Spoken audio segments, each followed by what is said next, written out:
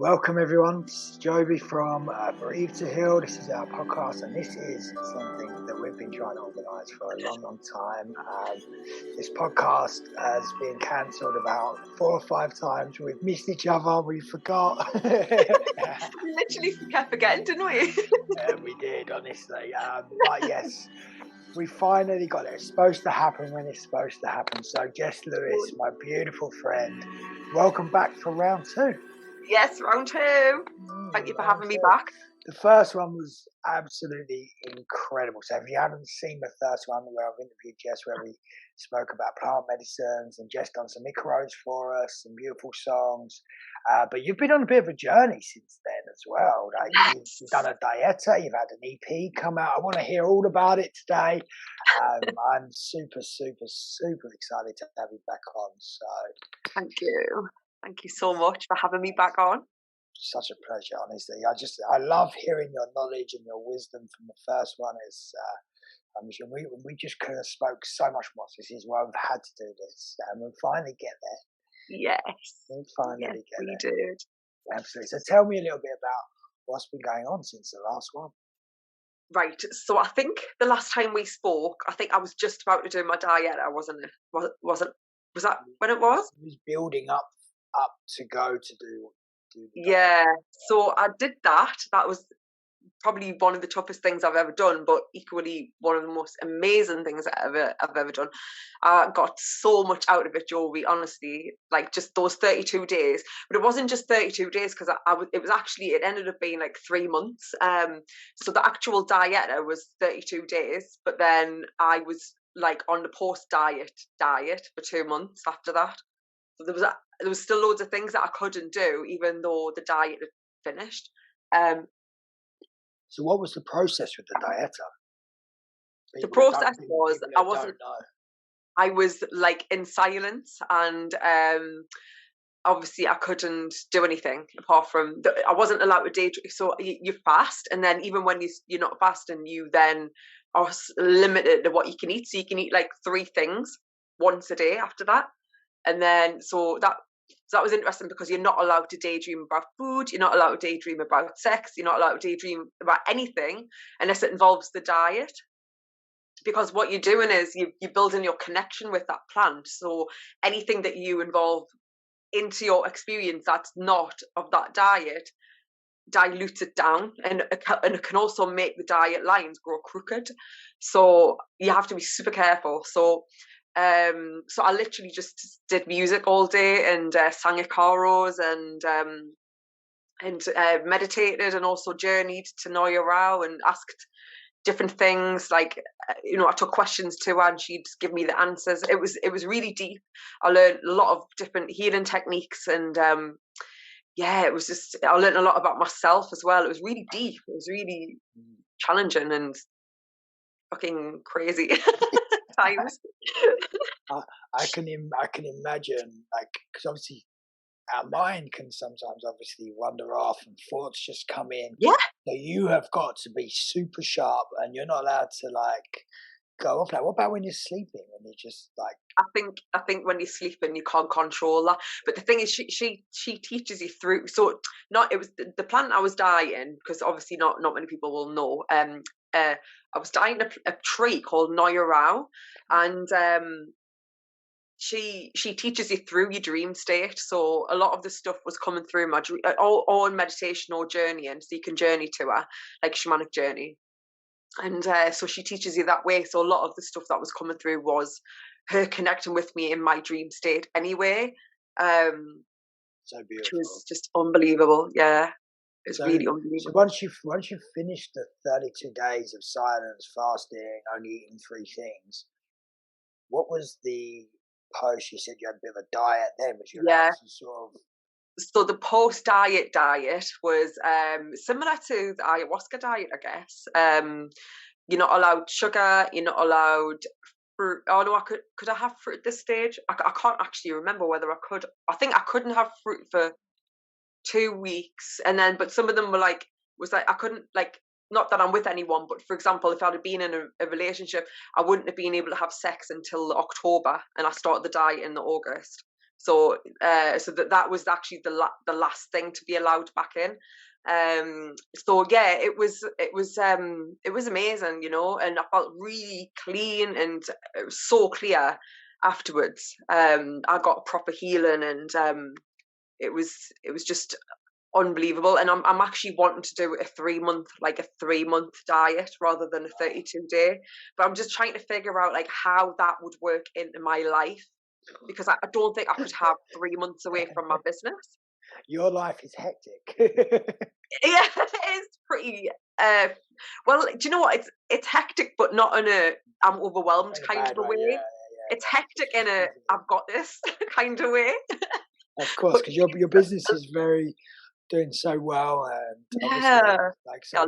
I love the Shipibo Market so much. Honestly, I literally every day when I wake up, I do like a gratitude rampage. So this is my morning ritual. I'll wake up on a morning before I've even opened my eyes. I'm like thinking of all the things that I'm thankful for and I'm grateful for, and I'm literally, the shop is pretty high up there in the list, because the customers are so lovely. You know, I've really connected with a lot of my customers, and absolutely amazing people. And it's really lovely to do that. Like, I don't think you could get that in many types of businesses. No, you know what I mean? Like, if I was running like I don't know, like any other kind of shop, I don't think it would be as deep as that. You know what I mean? But yeah, I'm so grateful for all the people that support the Shipibo Market, and obviously the tribal communities off the back of that.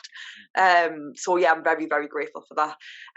But yeah, so I'm just trying to figure out how I could do like a 3-month. I mean, I do have a team that work with me on the Shipibo Market, but at the end of the day, like, they come to me with questions, do you know what I mean, that only I can answer. So I don't know how I'd have to make a deal, I think, where I was able to, if I did like a long period of time on a diet, I'd have to make a deal where I could check in with everyone every now and again. Back into the 3D world. Just slip in, answer the questions, and get back out again. Sliding in the DMs and out you go again. Yeah. Yeah, exactly. But yeah, it's been a journey, right? Yeah. So after that, in October that was, and then the EP came out on winter solstice. Beautiful, and it's what an EP it is as well. I'll link that in on the comments. It's beautiful. I've listened to it so many times. I love it. Have you? Oh, thanks. I had it on in ceremony the other day as well. Did you? Mm-hmm. Oh, yeah. Thank you. Yeah, it's beautiful. Very, very beautiful. So your voice, whenever I listen to your voice, I get goosebumps. Like, it's just, yeah, you're very, very gifted. Thank you so much, Joby. That makes me feel really happy. Yeah, you know when you just, so there's certain people you can listen to, and like, especially with all the spiritual music, like some of the, like, because it's such a high vibration anyway. It just, my heart, whenever I listen to music, I'm music mad. So like, whenever I listen to music, certain songs resonate and they just open up your heart and make you feel good. I got that from your EP, and yeah, I love it. So very, very gifted voice. Yeah, thank you so much. Yes, yeah, no, it is. I mean, medicine music is powerful. It really is powerful, because it's the right frequency for healing, you know. So it's tuning in, and it's just aligning us, and also the words as well. I mean, not that. I mean, one of the songs is in Elvish, so no one's going to be able to understand what the words are. But the translation is really beautiful, and you know, I think on a soul level, like, we get the translation even if we don't like understand it on a human level. Yeah, exactly. I've got loads of music, like Spanish music, like all of the deep shamanic music, and even I don't know what it is, my soul resonates so much. Yeah. Like, well, you'd probably be in Spanish in a past life somewhere, so your soul knows knows the lingo. Yeah, one of my past lives was a shaman. I was called Pomo. Pomo. Yeah. Oh. Oh, Pomo. Yeah, so that's why I resonate with all that sort of stuff anyway. But yeah, it's very, very beautiful. But tell us a little bit more about what have you got coming up? Is there more EPs coming, or is there? So I set intentions at the start of the year. Like, I wrote a list of things that I want to achieve, and one of them is to get more music work, because I've kind of sort of been like hiding in the shadows a little bit with it, and myself in general, really. But yeah, one of my intentions is to maybe do some performing at festivals this year if I can, and also like ceremonies and stuff. And I'm starting to see this coming in now. I've had a few people like message me and stuff. So yeah, I wanna get around to festivals and just spread the music, really. Absolutely. You'd have to come into a studio with me as well. I know we spoke about it Yes, ages ago, but we I would love to do something with some records. Yes. It'd be amazing. Yeah, we should do that, definitely. Yeah, I want to do more music this year for sure. Absolutely. Music is the soul of the universe. Yes, it is.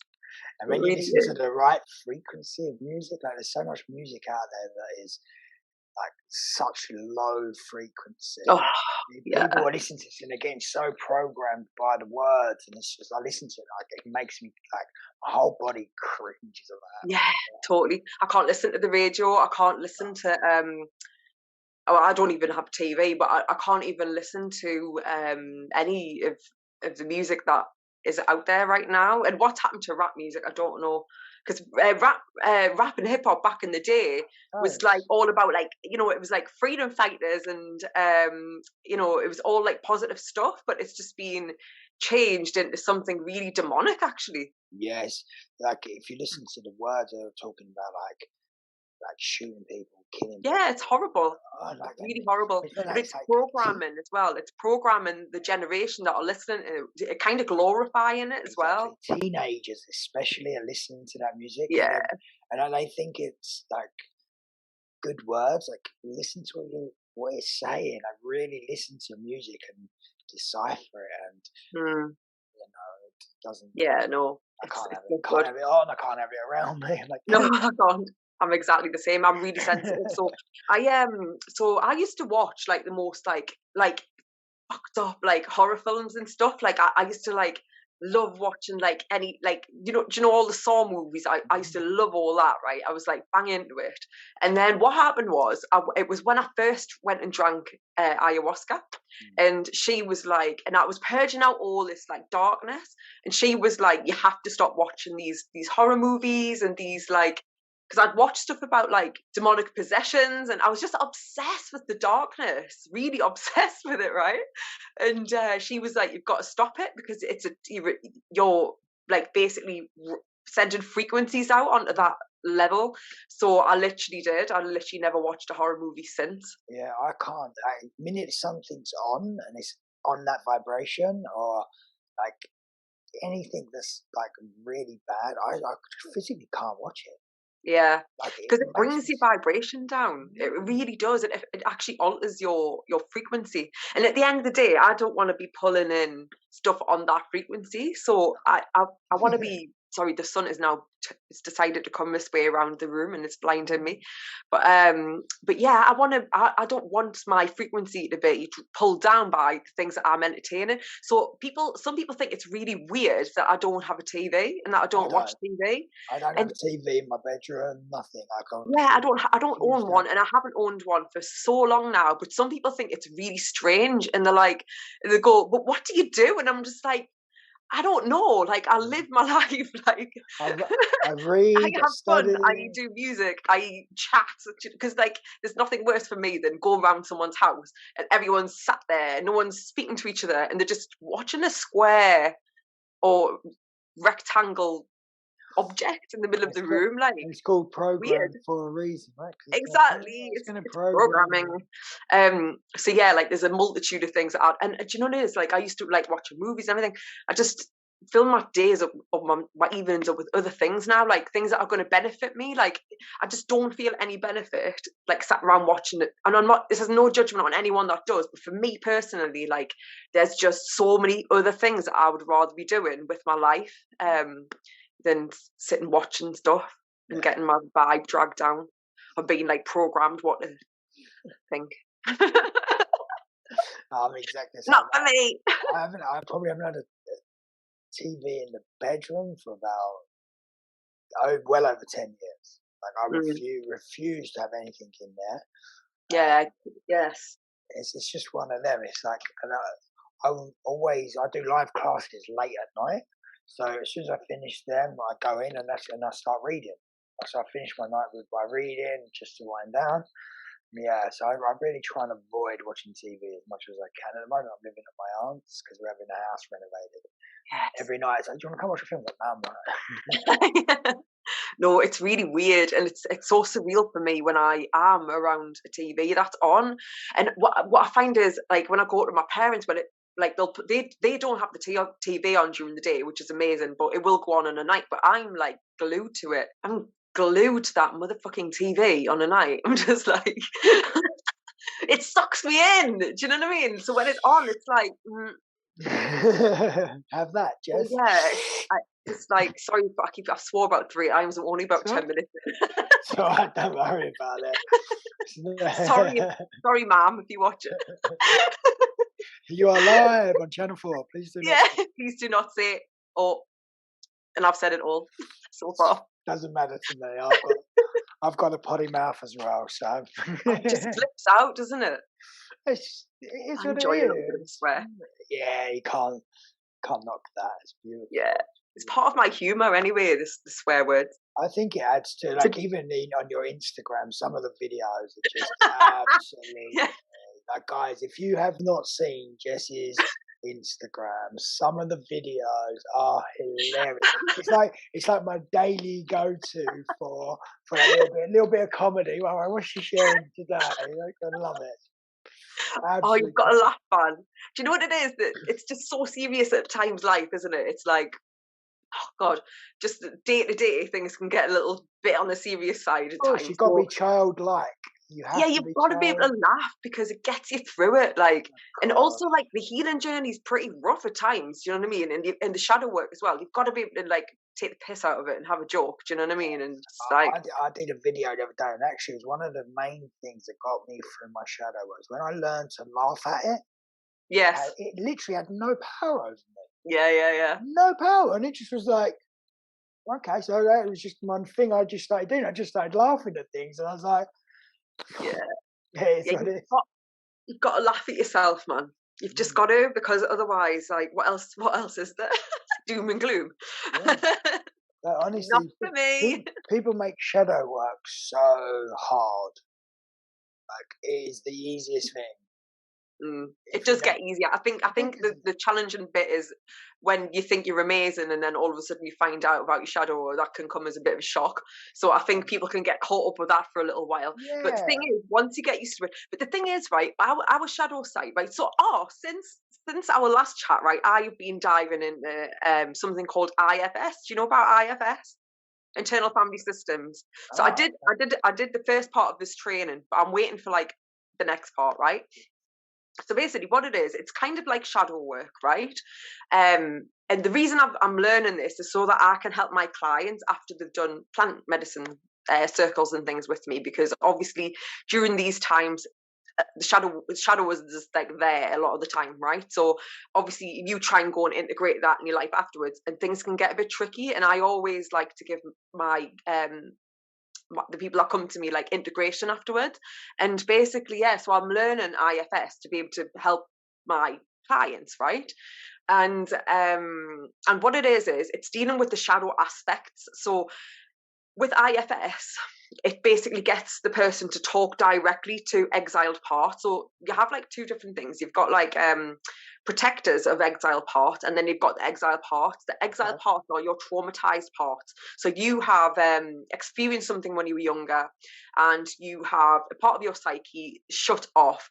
And then what happens is you'll get, like, protectors over these exiled parts to stop the exiled part 1 getting re-hurt, or 2, you yourself getting traumatized by the pain of the exiled part. So basically, so I'm learning, I've learned, like, the first part of this to deal with protectors and things like this, and it is so deep. So what it is they believe in IFS that no protecting part is bad. So, for example, right, you might have a protecting part that is angry. So every time, like, a certain thing happens, the protector will, like, get aroused, and it'll be like, because it feels like there's something similar happening. It wants to protect the exile. Am I making sense here? Yeah, absolutely. I get it. Okay. 100%. All right, good. I just wanted to check in before I went on. So the exile, the protector will react with maybe anger or maybe some other way. So some of the ways aren't really great, right? They're not. They might not be perceived as healthy. And the reason they react like this is because these parts often were created when you were young. So these parts could have been created when you were like 5 years old or 6 years old. And so these parts haven't grown up. They've got stuck in a loop. They are the age they are when they were created, and they haven't grown with you. So at the time, these parts were dealing with things the best way they knew how. Like as a 5 and 6 year old, we don't have a lot of tools. As an adult, we have more tools to cope with things, right? So when traumatic things happen, we can kind of sort of like help ourselves a bit better than what we can when we're young. So yeah, you've got all these like parts and protectors and things like that are all different ages, but they're young. And so it's about speaking directly to these parts and getting them to understand that they don't have to do this role anymore, because actually now we are older and we have more tools available to us and things like that. And it's amazing actually, and really powerful, because what can happen is these protectors might not even realize that this grown-up person even exists, because these parts of your psyche are just stuck on a loop. So they think they are all there is, and they think that if they don't do this job, then the exile is going to get hurt or re-traumatized. So it's a cycle that keeps on happening, and it's about building trust for these parts of our psyche that we've shut off. Okay. So yeah, so it's been really, really deep. I've got that already. Like I've got it honestly. But even though the protectors might react in some crazy, messed up ways, really just like over the top, like fucked up, like there's a positive intention there. Yeah. There's a positive intention behind all of the ways that these parts react. So yeah, it's been amazing being able to delve into that as well. Yeah, so something that's just come to me is like, obviously we go through all of that when we're young. It's like, and we start learning tools as we grow and as we open up into our journey. But now we've got all these beautiful new kids coming through who are, the indigo kids, like your beautiful little daughter, she's a shaman. Like she's a shaman. Like we've been in ceremony, she's there and she can't present. Yeah, she knows. She's got the sprays. Like she is very, very powerful. And these kids are coming in very talented. Yeah. But what just come to me is like, what if we could teach these kids the tools when they're young? Yeah, exactly. Like that is where the power is, because these kids are obviously the new earth is going to be for them. Like we're going to be the ancestors of the new earth, and these kids if we could teach these kids the tools that we know now. Yeah, definitely. Like how much easier would their life be? Like they won't have to go through exactly. This is exactly it, Joby. Sorry. That's all right. It is Toby. But yeah, this is exactly it.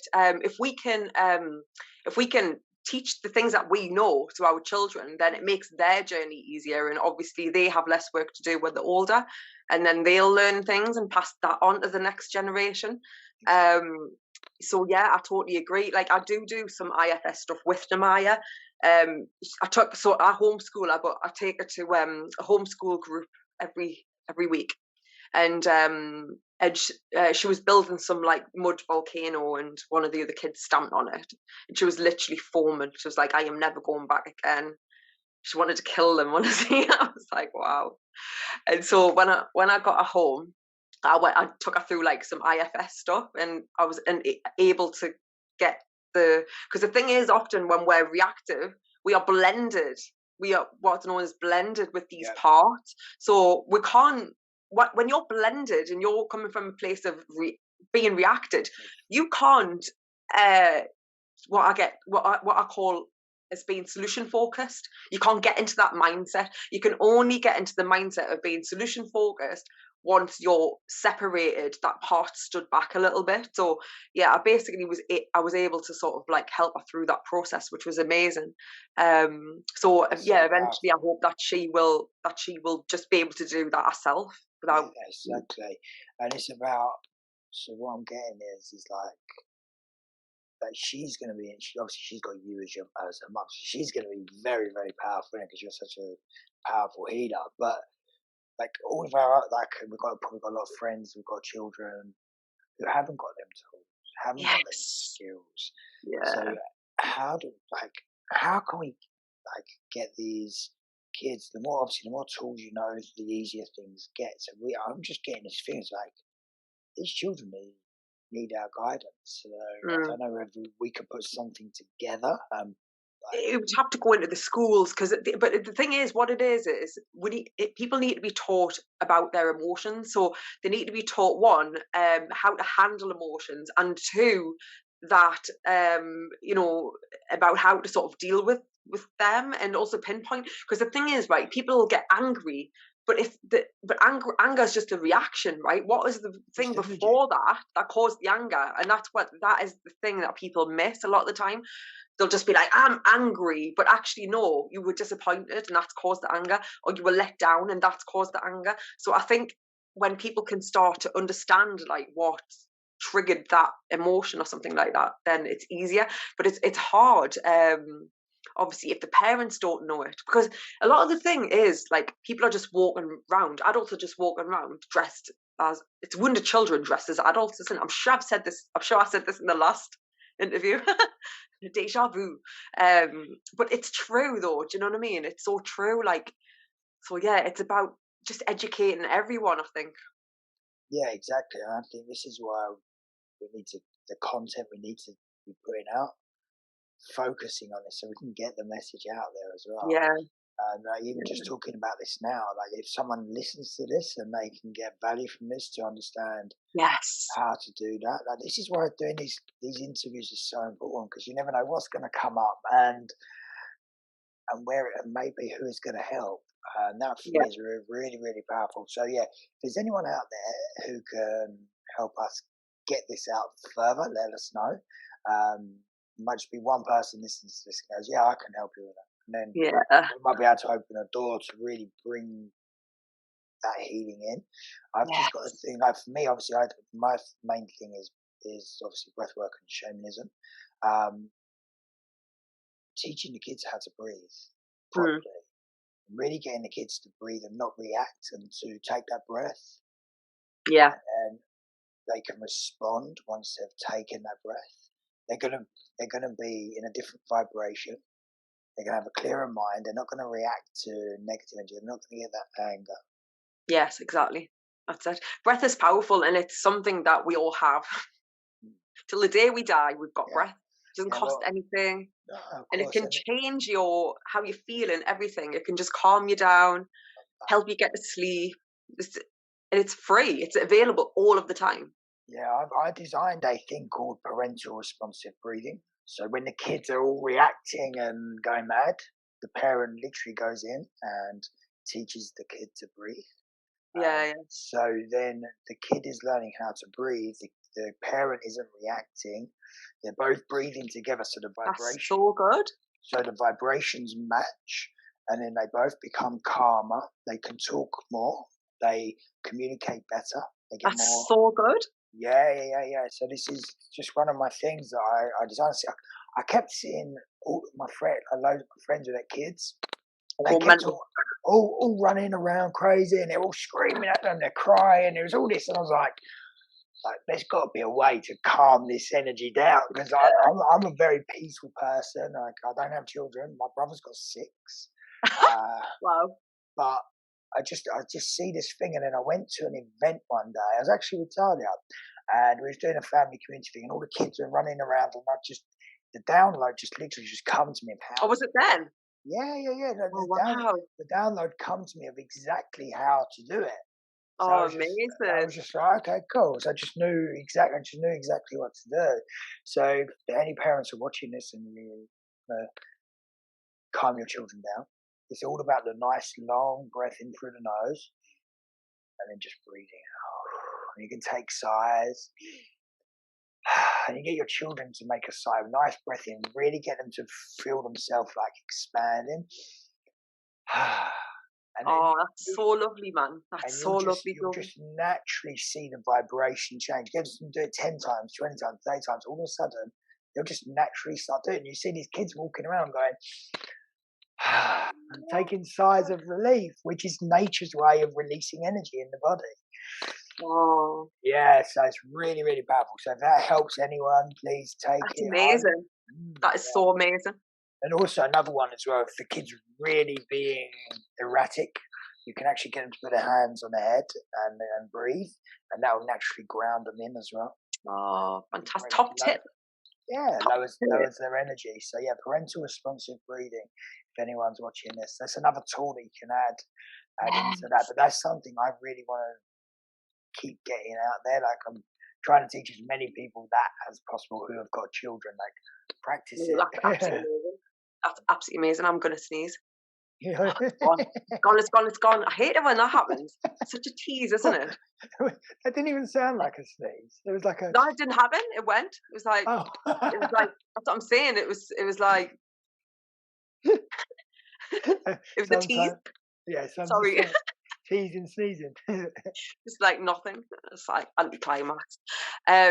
So yeah, no, that's amazing.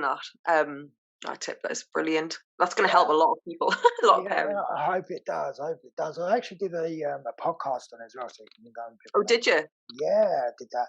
We actually had one of my friends come on. She was teaching all about how to help parents as well. So that's we spoke about it on there. But yeah, it's so much you can do with the breath, and when you know the energy work. And if people can combine that, obviously most people listening to this are going to be on the spiritual path and journey anyway. Yeah. So it's quite nice, but it's just about keep learning tools, raising your vibration, expanding. We are here for a reason, right? We are here at this specific time for a reason, to bring the new earth and ascension in.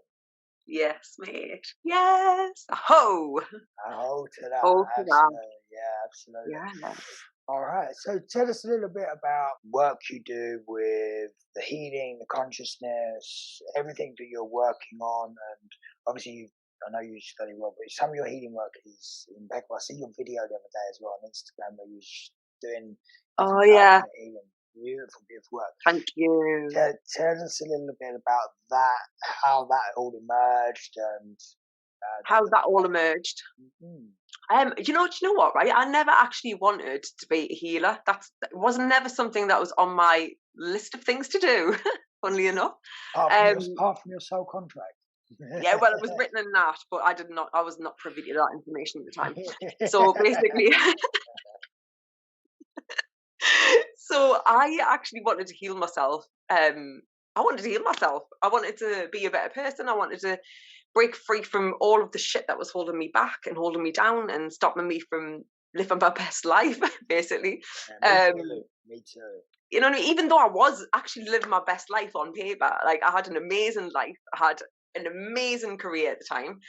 A dream career, really. It was really a dream. And I used to go all around the world. On paper, I had an amazing life. However, there was a missing piece of the puzzle. And for me, it was always something niggling, and I couldn't quite. And what it was my lack of connection to my spiritual side. Oh, the sun's back again. I can't even see.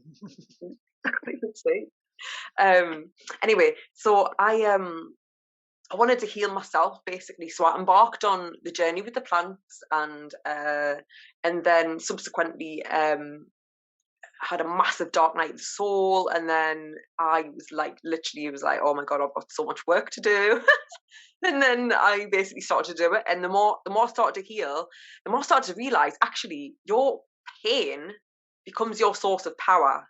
Absolutely. So obviously there's so many people that struggle, and you are living proof that you can overcome X, Y, and Z. So I then started to realize that actually I'm in a good position to help, like, not because I don't believe like I actually heal anyone. I believe that I remove the energetic blockages, and also people have realizations during the healings, and they go off on their own and then do their healing themselves. Do you know what I mean? Like, we don't heal anyone. The person does it through realization and everything like that. But sometimes they just need empowered, and they just need that little bit of a start and help. So yeah, that was really how I got into all this. I also wanted to heal myself so that I didn't pass my bullshit on to Namaya. You know, I wanted to be the best parent possible. Like I say, I never planned on doing the work that I do now, but it just happened. And, you know, I'm not complaining. I absolutely love it. I literally posted that video on Facebook the other day, the one that you're seeing on Instagram. And I just literally put, I love my job. And I do, like, I love it so much. Like, I just think, oh my God, like, I'm so blessed to be able to do this work. You know, to work with the plants. And so a lot of my work involves plants. And some of the plants that I work with are Hape and Sananga. And, you know, I'm sure maybe people might be hearing this and they already know about the power of these medicines, but they are just unbelievable. Like, you know, because sometimes we may have blockages within us that are just, they are the obstacle to our next level. So a lot of the time, do you know what I mean? Like, once we smash through that block, or once it goes, then we are ready to level up onto the next, whatever that is. Do you know what I mean? So yeah, I really love a lot of them. The plants that I work with make you vomit. They'll cause some sort of pain. They're not easy to do, but they really genuinely help in some way, shape or form, and whatever that person needs. Like the Hape is really excellent for just managing the energy system, like the chakras, your aura. I mean, they all do different things. All tribes have at least one different kind of Hape. Some of them have multiple blends that various members of the tribes might make. And they all do different things, you know. It's like, right, I always say to my customers when they come to me, they're like, right, I want some Hape. And I'm like, what do you want to do? Like, what's your intention? And then they tell me their intention and I'll make recommendations off the back of that. Because they all do different things. Like, some people might want a bit of focus or a bit of clarity, so I will recommend a blend of Hape for that. Some people are battling with trauma and anger and just general bad luck. I will say Sananga is good for that. Sananga is really amazing for anyone that has long-standing in anger, anyone that suffered a lot of trauma. You know, Sananga, it's an eye medicine, and I mean, obviously a lot of people that are listening to this already know this sort of thing, but I'm going to say it because some people may not. The body stores different emotions, and the eyes, for example, the lungs store grief, the liver stores anger, the kidneys store fear, and so on, right? But the eyes store trauma, but it's not just trauma in this life, it's trauma that you've accrued in past lives. So if you can imagine, right, all of the lives that you may have had where you've experienced trauma, even in this life where you've experienced traumatic incidences or anything that's given you a shock. And then the fact that we don't just, when something traumatizes us, we don't just leave it there. We don't just like heal it in an instant and let it go. We replay things in our mind. You know, we're like, oh, I should have done this, or just replaying it in your mind. And the body does not know the difference between, because the thing is, right, the part of your brain that is responsible for sight is right at the back. It's right at the back. It doesn't get a single scrap of daylight to it. Everything is perceived by the eyes. It's then, you know, dealt with by the optical nerve and whatever it is inside, the mechanics of it all going on inside our head. But actually the part of your brain that determines sight and us being able to see is right at the back. It doesn't see any daylight. So when we are thinking things that are going on in our mind's eye, this part of our brain does not know the difference, and our body is reacting the same. Do you know what I mean? It's reacting the same way as it might have been when the incident first happened. So all of this that's happening to us in our system is creating this energy called, the tribes call it a panema. So a panema is basically a bad luck in hunting. That's what the tribes describe it as. It basically translate into the Western world as bad luck in life, but it's not just bad luck. It's, you know, it's got such a low dense vibrational and like feel to it that it pulls in all sorts of problems, through to depression, anxiety, stress, insomnia, right down to physical eye conditions like glaucoma and astigmatism. So obviously when it gets into the physical manifestation, that is the last protocol.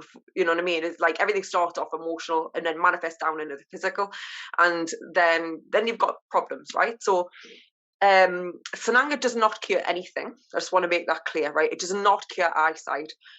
What it does is it dissolves the energy, the panema that's causing the blockage. So I got diagnosed with an astigmatism years ago, right? And I did 30 days with Sananga and literally didn't wear glasses again. My eyesight is pretty equal in both of my eyes. You know, it's done wonders for me. So yeah, it's amazing. So I work with these medicines. Like I have experienced their powers for me, myself personally. So I have utter faith and belief in what these plants can do. You know, Sananga actually, the first time I really connected with Sananga was at a Happy and Sananga ceremony years ago. And I was going through a period in my life where I was super stressed. And Sananga showed me why I was stressed. It showed me that my flat that I was living in was too cluttered. And it showed me like me clearing, like having a massive clear out basically. So I went home at midnight. I started having a clear out. I was up till 6 a.m, just like binning everything. I just went wild. I was like dragging my wardrobe down the stairs, like 2 flights of stairs myself at 1 o'clock in the morning. The neighbours must have been doing that, you know. I went wild. I was just like, right, that is it. And honestly, it when made you such get a told, difference. you get told, right? Honestly, I thought if I don't do it now, so I did. So yeah, like it showed me like putting a rail up, getting rid of my wardrobe, and I did it, and it made such a massive difference getting rid of that flaming wardrobe. Honestly, just imagine you dragging this great big wardrobe. I was just on a mission. You were just like, no, I was doing it really quietly. I was like, sliding it down the stairs on its side. Do you know what I mean? Just like sliding it down really gently. So yeah, man, I'm like Viva Sananga. Yeah, the chili for the eyes, right? Fireballs for the eyes, we call it. Yeah. Oh! Facebook for saying that. Did you? But like something about violence or something. Oh really? I swear down they like removed the post or the comment. They removed something, they blocked something. I got a warning on Facebook the other day, right? Because I was trying to warn people about hackers. What? It goes against our community about standards. Hackers? I got a warning for a screenshot. I was like, beware, this is like a hacking scam. And you got scam. And you got banned. And they were like, I got a warning. Why? Oh, no. Helping people just to get me. Yes. You're a naughty, very child, you are. Not like my post. You're like a naughty kid. I don't do anything. That's the thing. I get wrong and I don't do anything. But yeah. So anyway, getting back to the plants, yeah. So that's why I'm so you know, that's why I'm so passionate about it, because I know what they've done for me personally. But the thing is, right, they're not magic fixes, right? The plants will give you guidance and they'll show you things. Like sometimes you'll just get like a flash of an image and you'll know what you need to do. You'll know what's causing you the problem. You know what's causing the block. You know what you've got to do to overcome that.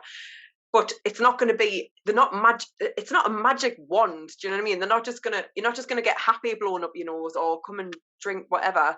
And then for your life to be completely changed, you have to put the action into changing it. Otherwise your life will not.